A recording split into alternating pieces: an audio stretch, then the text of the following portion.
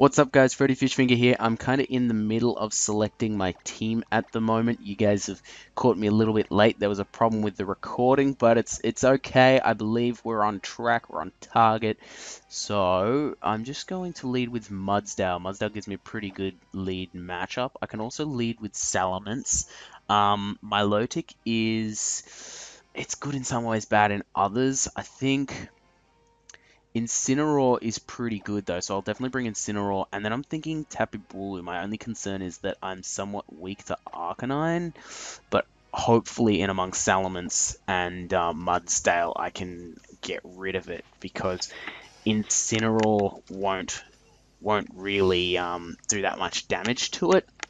It might annoy it, but that's about all it can do in amongst having Flare Blitz, Fake Out, Taunt, and Protect. It's kind of its only hindrance, I guess, if you wanna go along those lines. But we'll see what my opponent does. The good thing is he doesn't lead Arcanine, which is a bonus for me.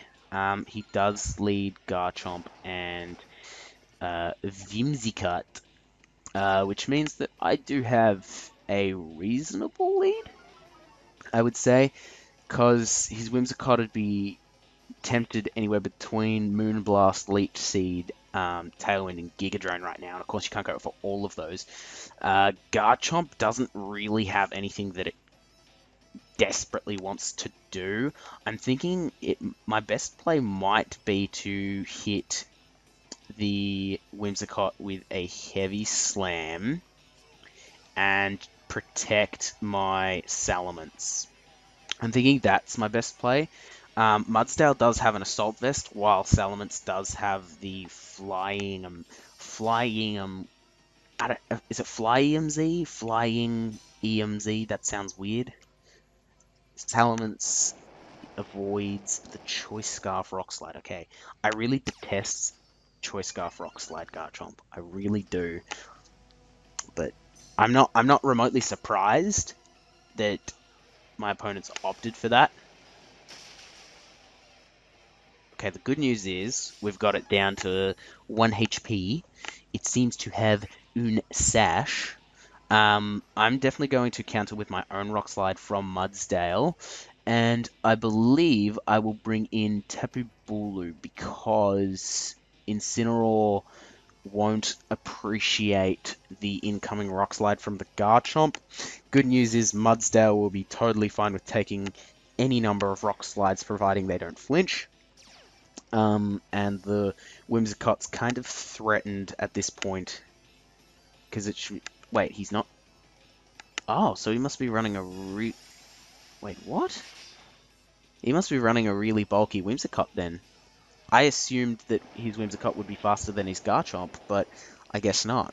Well, that's okay. That serves me fine. I mean, Garchomp really outspeeds my team anyway. I've really lost nothing at all in this entire play. So I can't be disappointed. The only thing that I have to be disappointed about at the moment is the fact that high horsepower is now weakened because of grassy terrain. But on the same token, my opponent's Garchomp has had its Earthquake weakened. So it's kind of 50-50 in terms of who's disappointed more. It's more likely that I'm disappointed because right now, particularly, I definitely want to go for a high horsepower on this Muck. It would be pretty obvious that he'd be targeting my Tapu Bulu right now. So I'm just going to have a look. Could I go back out into Salamence? I think going out into Salamence again is actually a good play because I get an Intimidate off on the Muck, and Garchomp's already 1 down, so by the time Salamence comes back in, it's 2 down. So Garchomp really at this point is doing Bupkis for damage, especially since Mudsdale's defense is quite high at the moment, which means Mudsdale's just lasting really well. Poison Jab on the Mudsdale, though. That's really interesting. Gets the poison, because, you know, why wouldn't you? Right? Right. Okay. And then Gunk Shot. Oh, he's gone all out with that. Good thing is we've got the Intimidate off, so we'll leave that. High horsepower. Let's see how much this does. Oh, nice. And that's in grassy terrain. Nice. Okay, so I'm kind of tempted. I mean, I should expect a Dragon Claw to come out from the Garchomp. I should expect that. He might opt to protect his Muck. That would be totally reasonable. I'm just thinking, because I have nothing to lose in keeping Mudsdale in and just high horsepowering again. And I'm trying to think at this point, is Salamence important for anything else? If he has the Arcanine, maybe, but Mudsdale's pretty good to take that on. So I feel like I'm game to try take on a Dragon Claw from a -2 Garchomp in exchange for a Draco Meteor. Or Rock Slide, which I avoid, which is just the best. I mean, you can call it hacks, but I did just cop a poison from the Garchomp before, so let's look. Draco Meteor! And let's get all this damage. Yes.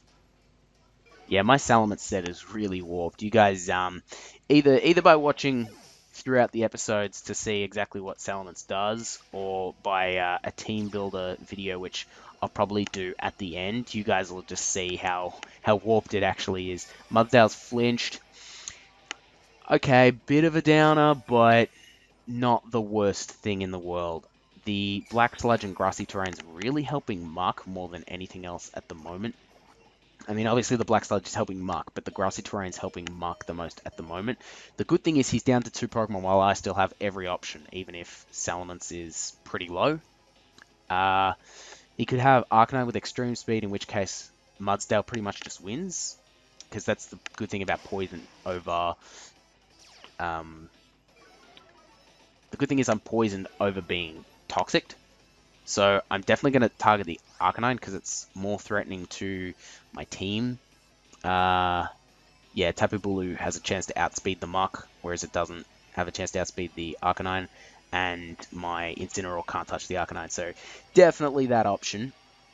And then look, for what it's worth, I'm just going to see if he doesn't have Extreme Speed, because I'm poisoned anyway. I am, so I might as well just see if he doesn't opt for Extreme Speed, and then I can get... Okay, well, the good news is I hit through this Protect. Not with Mudsdale, but with Salamence.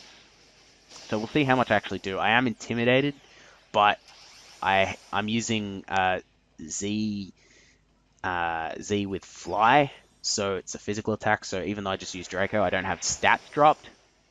Probably makes sense. I feel like sometimes I'm thinking like 3 sentences ahead, so I kind of like pause during, and I'm like, wait, what? That doesn't make sense entirely.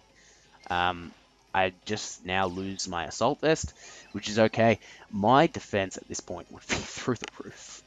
I actually want to see just how high it is. This could be quite interesting. Quite interesting. You know, it'd be really cool if I lived this poison and it did like 15 damage. So I would totally target the Muck with... I obviously can't target it with Fly, but I can target it with Fire Blast. No, so I didn't live. I mean, I'm not terribly worried, because I can definitely bring in Incineroar now. I can go for a Fake Out on the Muck slot, and then I can just go for my high horsepower again on the Arcanine slot. And the good thing is, Grassy Terrain should be coming down. Let's have a look here. We got 1 turn left of Grassy Terrain, and I've got 4 defense buffs up. So it's just insane at this point. High horsepower there, and there is that little bit of a temptation just to go for Flare Blitz on the Muck, but I feel like let's just keep it smart and go Fake Out. I mean, there's a chance he protects with it anyway. He doesn't, so this is good. I won't lose my Citrus Berry on my Incineroar. What's the Arcanine Z move? Let's see. Is it just... But yeah, Inferno Overdrive. So, do you use that on Mudsdale? I mean, Mudsdale's defense is still pretty high. Yeah, okay. Well, I mean, it's smart, but... I mean, who crits off a Z move? What even is that? What even... How do you crit off a Z move, man?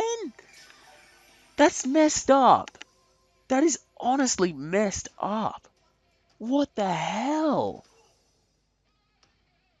That's just the craziest thing. I, Look, at this point, you can say, okay, I could have gone for Flare Blitz the turn before. And I can accept that, but are we serious in critting our Z moves now?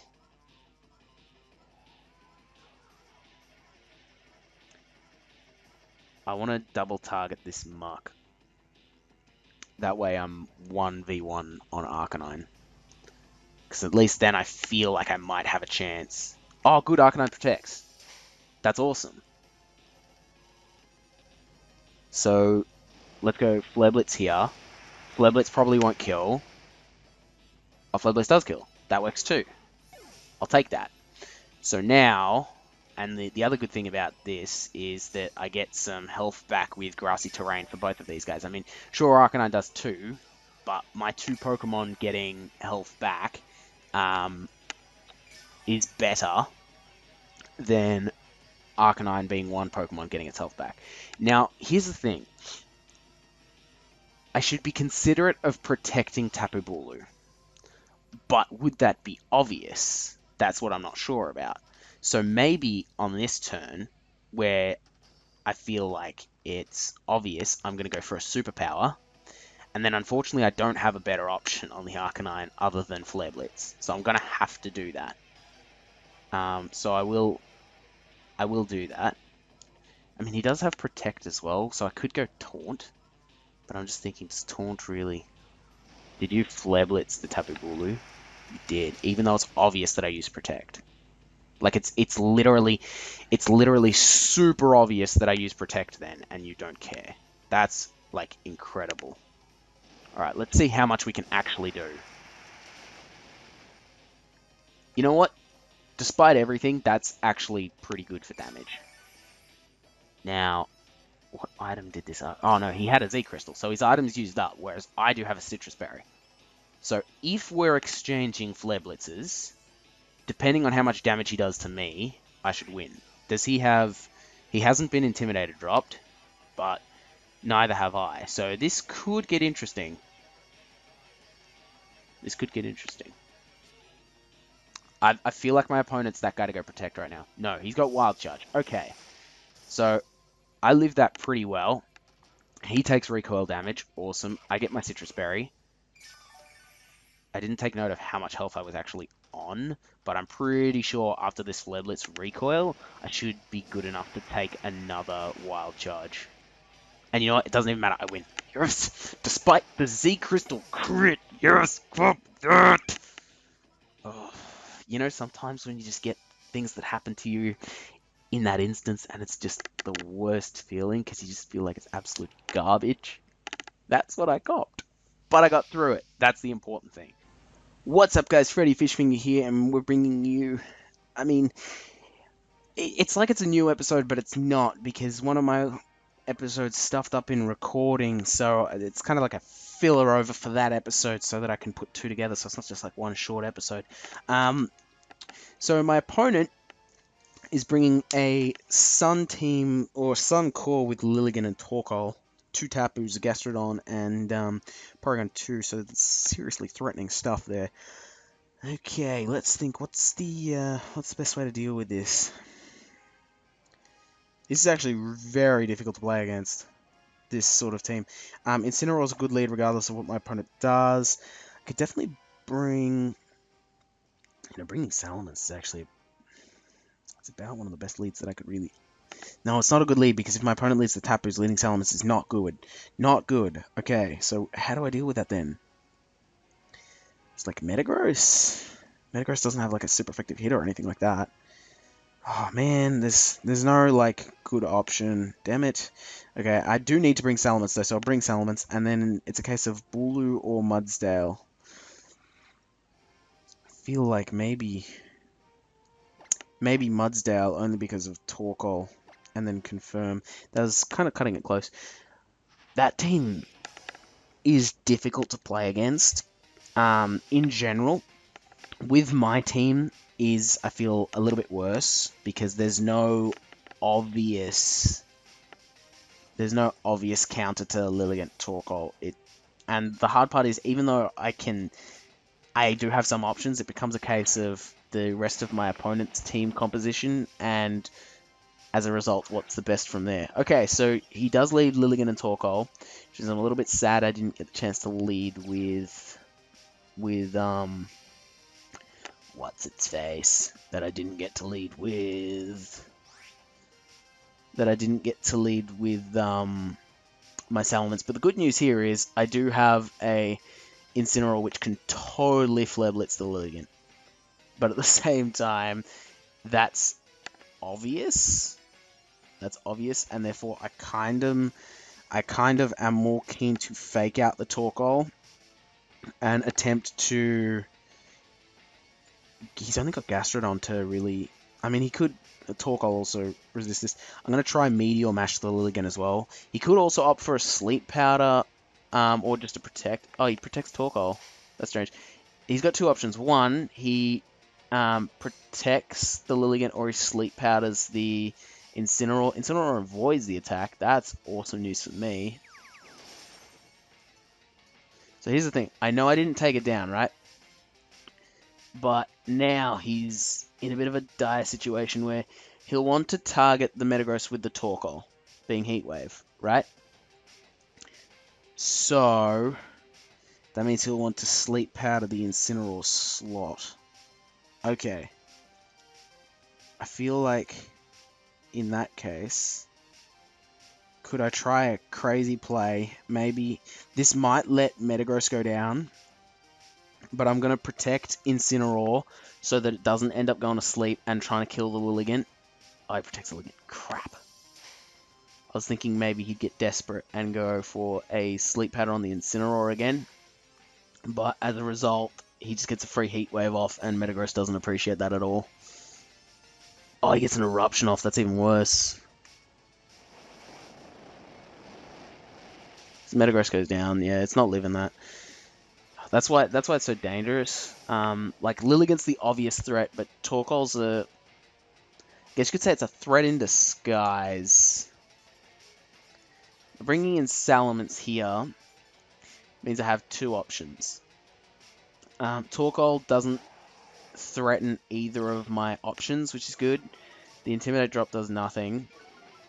So now it's a case of what would my opponent want to Sleep Powder?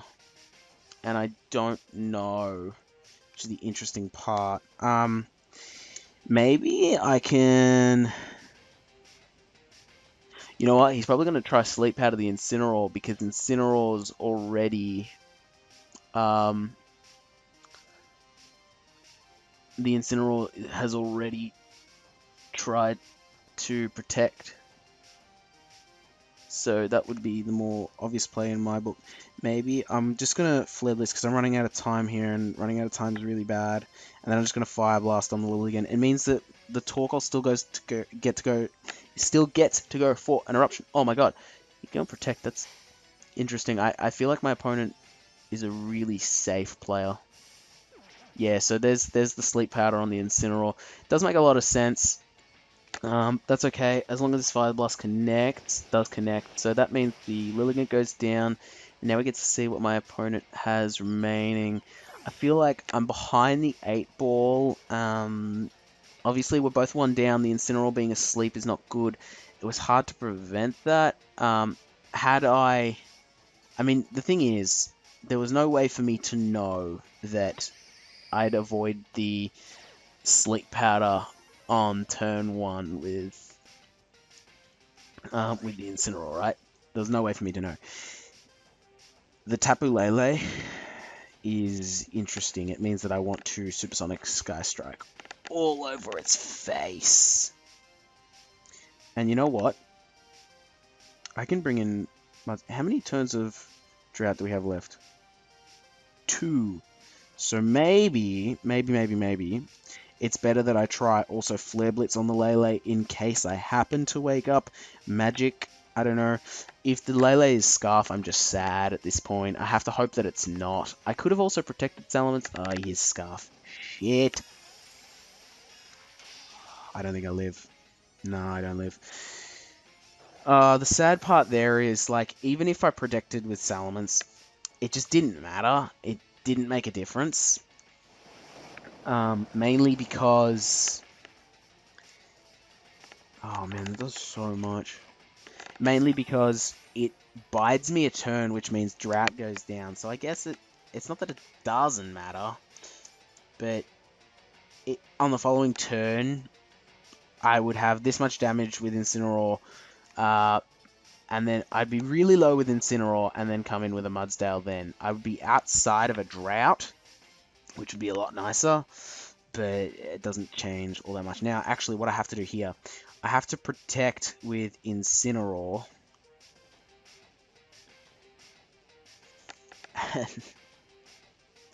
I mean, it's bad news all around, really, because I kind of want to heavy slam on the Tapu Lele. It's like I need to be able to make 2 moves with Mudsdale at the same time. I want to high horsepower the Torkoal so that it can't Solar Beam me, but I also want to heavy slam the Tapu Lele so that it can't Moonblast me.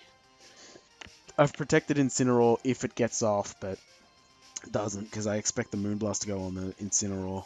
It may... Oh, I'm wrong. I guess it kind of makes sense. It doesn't really matter. Look, I kind of figured that this would be a little bit of an uphill battle. I didn't really have a great turn. I would have had a good turn had the Tapu Lele not been Scarf. I fully expect a Solar Beam here. Oh no, Eruption. I mean, I'll live that with both of my Pokemon. Oh my god, barely. Crap. This will be interesting to see who he brings. I guess if he brings Tapu Koko, then it doesn't matter because Dazzling Gleam just wins. But, yeah. Yeah, he just brings Tapu Koko and Tapu Koko just wins. It's a little bit sad.